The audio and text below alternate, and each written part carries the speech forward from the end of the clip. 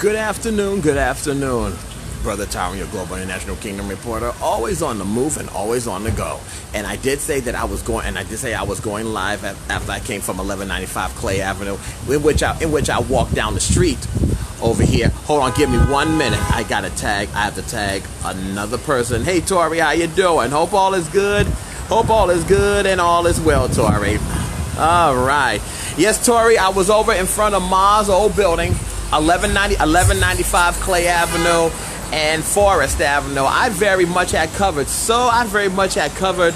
I won't say very much, but I still have more to go. And you do want to stay tuned tomorrow because I am going to be somewhere, but I am not going to give no clues and I'm not going to give nothing or anything away. So you do have to stay tuned for that. You have to stay tuned. Maybe depending how I'm feeling, and maybe I may throw in a clue or something like that, but you never know. You will never know.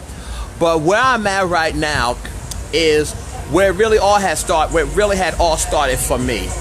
And I also have to give a big thank you and a big shout out to Sister Dominga Robinson, because she was the one that had told me about this. I'm in front of her. Yeah, there's a lot of covering. Let me just come out for a second. I am at Mount Lebanon Baptist Church, and this is my church home, my first church home that I had joined, that Dominga had told me about. My reverend at the time, it was Reverend William Epps, along with his wife, Sister Epps. And I want to show you something, because I was here when they had put this up. If I could get a little bit more closer, that sign that you see right there, I was here when they had installed that, when they had put that sign up there, and when they had lit it up. We had just got this brand new sign, and it was so, it was just so cool, to be here,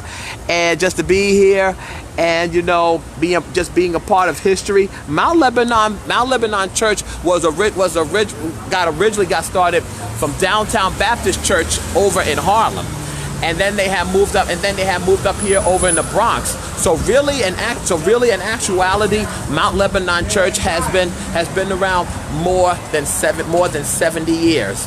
And how I happened to get to this church, Dominga Robinson, who was a member at the time, and a brother, his name is Curtis, his name is Curtis Perkins, in which I am about to tag right now, because he needs to see this also too. All right, here we go. All right, okay.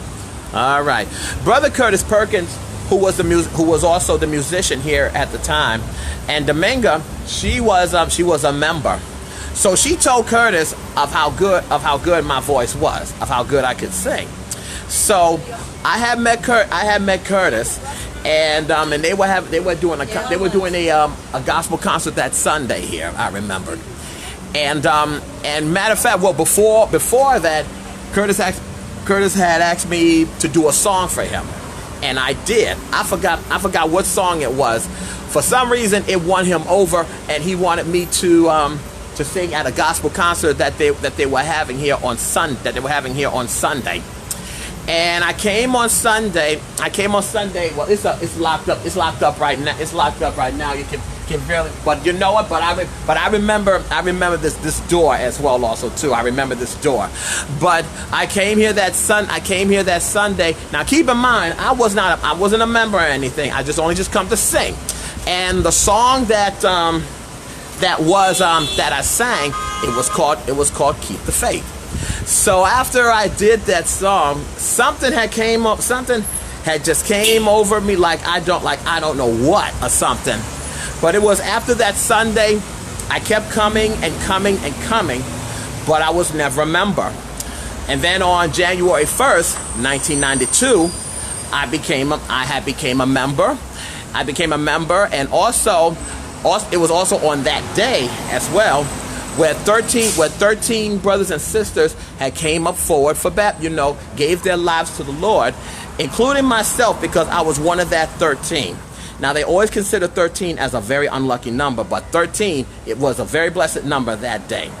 I had went through the baptism, and then ever since then, after I had joined, I had, I just threw myself in, got involved with the various activities that they had. I was once president of the youth choir, and Dominga, Sister Dominga, she was my vice president as well also. And everything that took place here in front of this church, and one of them being is, and I remember this oh so well. I remember it all so well, where there were a couple of taggers that was trying to not only trying to break in the church, but they were doing a spray paint or something, they were tagging, as they say. And Reverend Epps had came out. He came out and saw them of what they were doing. And Reverend Epps, being the man that he was, he had, I think he had said something to them, and one of them had pointed a gun to him, not directly to him, but they only did it just to scare him off. I remember that. And it shot off. I believe he got his hand hurt or something, but it was nothing serious, nothing major, and nothing serious or anything. Which goes to show you that, the devil, Satan, he was really busy that day. I can tell you that right now. But we had kept on and we had pressed on. What I want to show you something. I want to show you something as well. And which is really taking me back right here.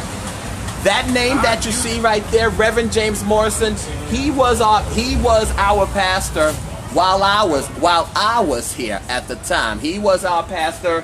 He doesn't pastor it no more, because at the time, our church, Mount Lebanon, with Reverend Epps, Mount Lebanon and Reverend Morrison, his church, their members, they were losing members at their church.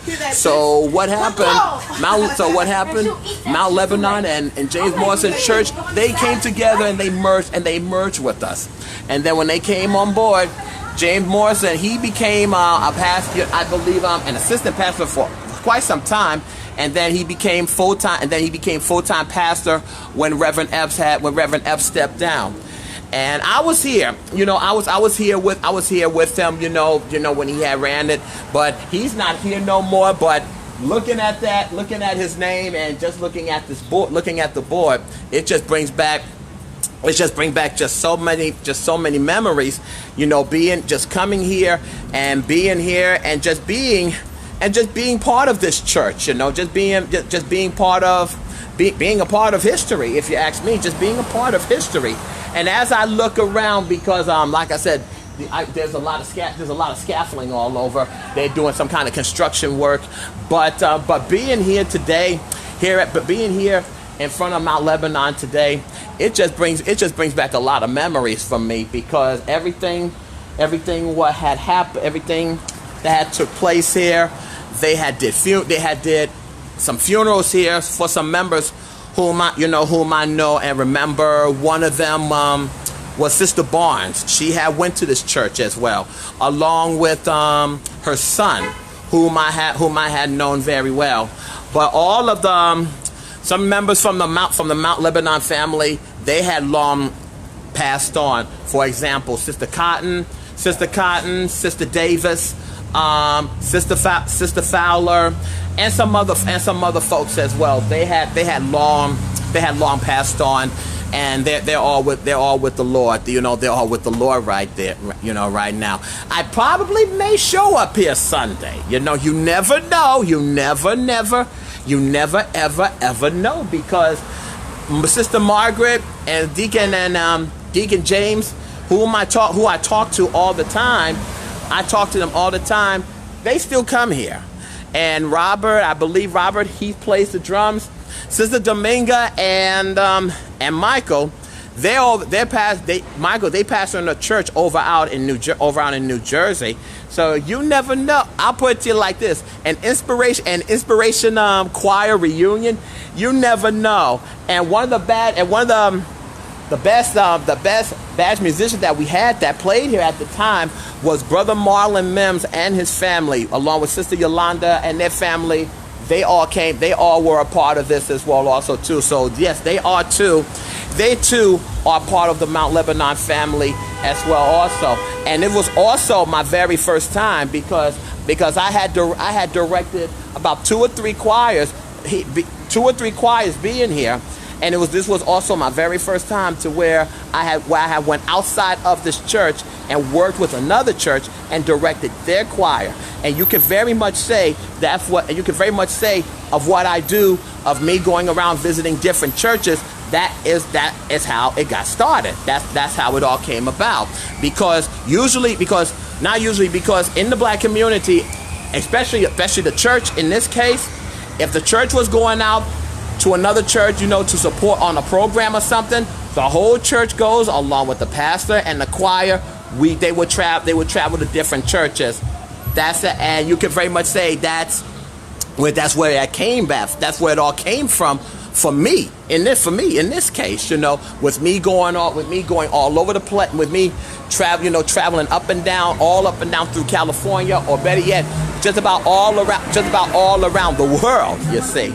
And right across the street from me, there's this brand new apartment. There's a brand new apartment units that something that I had never seen that there before. That is brand new. Like I said, all of this is new to me, But I'm just even more blessed being here, being here, and seeing just seeing of how Mount Lebanon is just still standing. Hello, Brother Danny. Yes, hello, Brother Danny. Kingdom Reporter, always out and about. And you too, Sister Patricia. How are you doing? I'm just out here today, going to different places. You're going to different places, recalling the good times and memories that I had. But it was this church. It was this one right here. This church, Mount Lebanon Baptist Church, is where it all has started for the Kingdom Reporter, right over here. And like I said, I probably may show up on Sunday, for a visit. But you never know. You never know what will happen or what is going to take place, especially when the Kingdom Reporter is around. I can tell you that right there. And the day is still nice. The day is still nice and everything. Like I said, just making the rounds as always today. And you do want to stay, like I said, you do want to stay tuned tomorrow, because I'm going to be somewhere, but I'm not going to tell you what it is or anything. You have to, I'll only just say 2 words: stay tuned. That's all I will say. That's all I have to say. Stay tuned. And you just have to find out and just see what it is or something. That's all I had to say about that. That's all that I could say. This is Brother Tyrone, your Global International Kingdom Reporter, here at Mount Lebanon Baptist Church here in the Bronx. And remember, Jesus loves you, and so do I. Take care, and once again, have a very, very blessed day.